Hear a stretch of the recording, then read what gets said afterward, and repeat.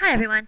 Today we're going to talk a little bit more about what it was like in the factories. I know we read some pretty gruesome excerpts today in class about what it was like in the factories, and we're going to talk a little bit about what kinds of people worked in the factories, and we're going to talk about who actually lived in the cities and who ran the factories and where those factory owners or factory foremen actually lived, because it's very different from where the people who actually worked for small amounts of pay and small amounts of food lived. Okay, so the thing I want you to take away from this is that there's going to be a huge class divide between the middle class, like the upper middle class, and the peasants and the poor. Okay, and it's going to become much more obvious as we go forward. So, if we go, why aren't you working? There we go. So, the major reason why there was such overcrowding in the cities during this time period, during like the late 1700s, early 1800s, is because of that whole idea of urban migration that we keep talking about.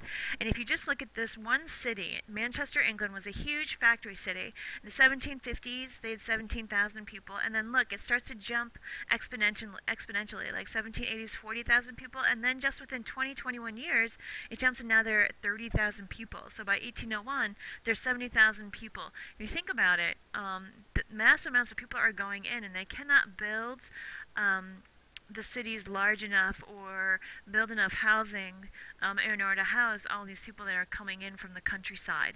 So within the cities, you have all these factories that we've been talking about, and it consisted of two kinds of people: the factory owners and the factory workers. The factory owners are the ones that obviously own the factory. They're the ones who could hire the foreman if the foreman didn't own the factory themselves. So these are all your upper middle class, very wealthy, some nobility people who are running and owning these factories. And then, of course, you have the factory workers on the right-hand side. These are children that are working in the factories. So all these children are working for these men on the left who are sitting there in that nice office. And there's a huge difference between their lifestyles. The factory owners, they don't have to live in the city. They have enough money to live on the outskirts. So a group, they are what start the development of towns, of the suburbs, because that's where they're going to live. They're going to live outside of the confines of the city, whereas the factory workers, they are going to have to live within the city. So you think about the wealthy and the middle and upper classes and their lifestyles. They live in these really nice neighborhoods. They have these nice big homes, plenty of fresh food and fruits. It's clean and it's sanitary. All these kinds of areas are developing on the outskirts of the cities. Okay, they don't have to worry about the dirt and the grime, and they all kind of want to one each other up, I guess, by showing off how much money they have by how big their houses are, or how glamorous their parties, or how well they dress. Okay, and they want to, especially the middle class, because they want to, as we talked about a while ago, they want to emulate the nobility. So this is what they're going to strive for. So if you think about them, where they live, and they're nice suburbs, and then where the the lower class, where the factory workers and where the peasants live, is completely different. You've got these pictures here are of tenement buildings. And this is the backyard of a tenement building. And you see how crowded and how dirty and how dark it is, and then you'd have like the main road back here, and then you'd have to go down these tiny little alleyways to get to your house. And this is empty, but normally you would see, drunk people, you would see shady people doing business. You would see, theft going on, or maybe like going over your theft of the day and what kind of things that you got. A lot of bad things are going on in these alleyways that you would have to pass through in order to get to the back of your tenement building in order to go up to your house. Okay, so it was very dirty, it was very dark, it was very dangerous, and it was very scary. So there's a drastic difference between the two social classes. And then you have life within the factories. Okay, so if you're a woman and you're living in the city and you're poor, you most likely have to work in a factory in order to make a living. Okay, whereas out in the suburbs, you have these middle class and wealthy women who are kind of just lunching all day. This is like this is the development of the what's called the fainting couch, and it's the whole idea of acting like a lady. And if somebody said something appalling, you would faint, and you would faint on this couch. That's why they were called fainting couches.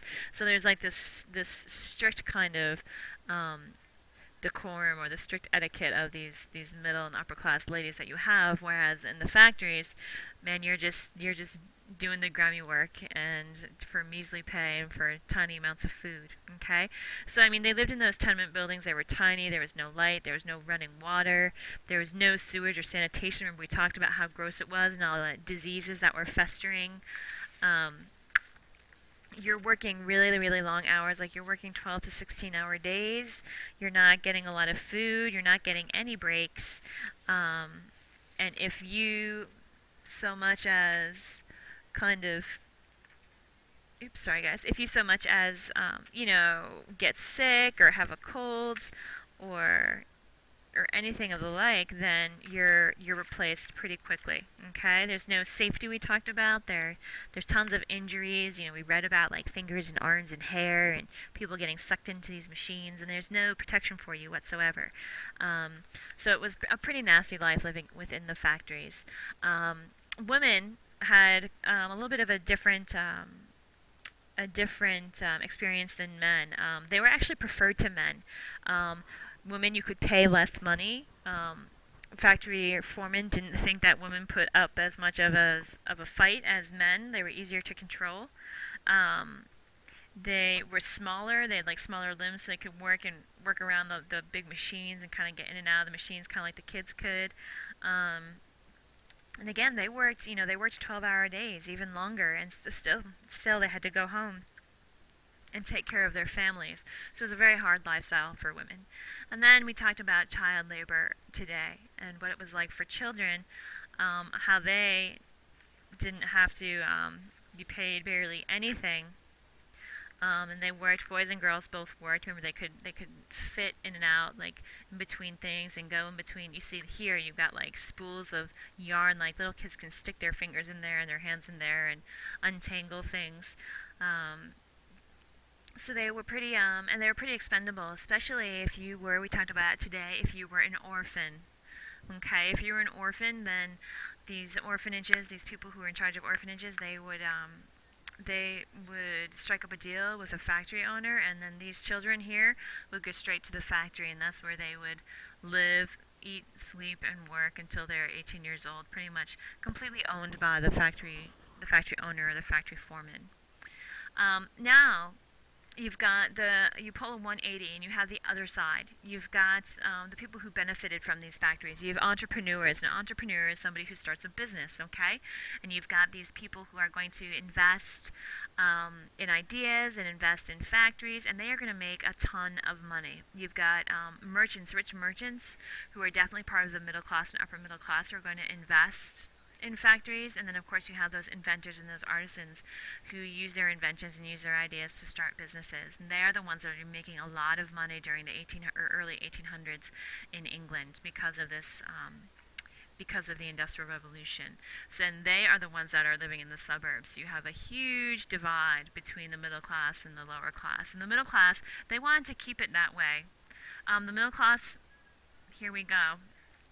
They were very hunger driven. They were very determined to improve their lives and do whatever, step on whoever they needed to and do whatever they could in order to improve that life.